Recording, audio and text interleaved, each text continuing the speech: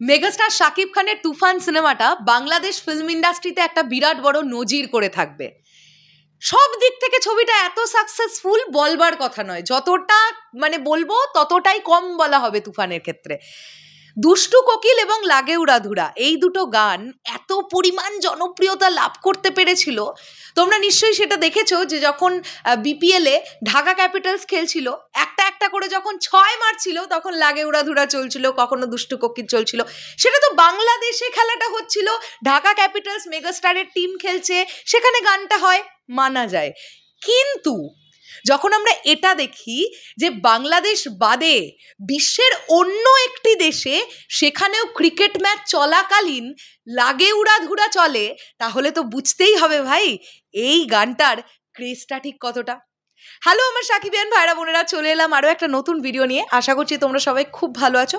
তোমরা খুব ভালোভাবেই জানো রিসেন্টলি ইন্ডিয়া এবং বাংলাদেশের একটি ক্রিকেট ম্যাচ হয়েছিল এবং সেখানে আমরা দেখতে পেয়েছি একটি ভিডিও, যে ভিডিওটা সোশ্যাল মিডিয়ায় ভাইরাল হয়েছে। তোমরা সাকিবিয়ান ভাইরা বোনেরা আমাকে এটা নিয়ে ভিডিও করতে বলছিলে অনেকেই, তাই আমি আজকে এটা নিয়ে ডেফিনেটলি কথা বলবো যে বাংলাদেশে শুধু নয়, বাংলাদেশের বাইরেও বিভিন্ন দেশে তুফানের ক্রেজ, মেগাস্টার শাকিব খানের ক্রেজ, লাগে উড়াধুরার ক্রেজ এবং দুষ্টু কোকিলের ক্রেজ। তার আগে আমাদেরকে এই ভিডিওটা একবার চট করে দেখে ফেলতে হবে। দেখো,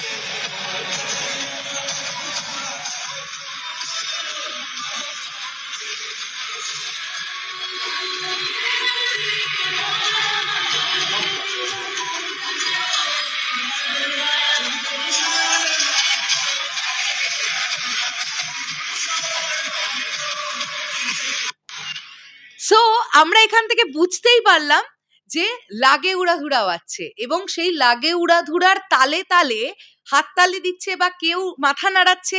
ওই গানটার মধ্যে কিন্তু আটকে গেছে এই এত যে মানুষ, হাজার হাজার মানুষ স্টেডিয়ামে বসে আছেন, তারা প্রত্যেকে কিন্তু এই গানটা শুনছেন।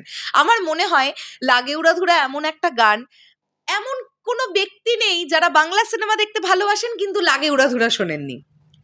তো এটাই কোথাও গিয়ে আমাদের মেগাস্টারের পাওয়ার, এটাই কোথাও গিয়ে একটা ভালো বাংলা সিনেমার ভালো গানের পাওয়ার। এটা অবশ্যই আমাদের কথা বলতে হবে। আমরা যারা সাকিবিয়ানরা মন থেকে, হৃদয় থেকে মেগাস্টার শাকিব খানকে ভালোবাসি, তো এই মানুষটিকে আমরা গ্লোবাল স্টার কেন বলবো না? এই মানুষটার অভিনীত গানই তো বাংলাদেশ বাদে অন্য দেশের একটি স্টেডিয়ামে বাজছে। যাই হোক, শেষ করলাম ভিডিওটা। তোমাদের কি বক্তব্য এই পুরো বিষয়টাকে নিয়ে অবশ্যই সেটা কমেন্ট করে জানিও। আর চলে যাওয়ার আগে এটা বলতে চাই, আসন্ন বরবাদে এইরকম কোনো গান কিন্তু চাই। তুফান যে হিস্ট্রি ক্রিয়েট করেছে লাগে উড়াধুরা এবং দুষ্টু কোকিল, বরবাদের আইটেম নাম্বারটাও যেন সত্যি এরকম উড়াধুরাই লাগিয়ে দিতে পারে, কেননা বরবাদের আইটেম নাম্বারও কিন্তু প্রীতম হাসানই করছেন। তাই আমাদের এক্সপেকটেশন কিন্তু থাকলো লাগে উড়াধুরার মতন বা তার চাইতেও বড় কিছু, আরও দারুণ কিছু আমরা বরবাদে পাবো। দেখা যাক কি হয়। টাটা।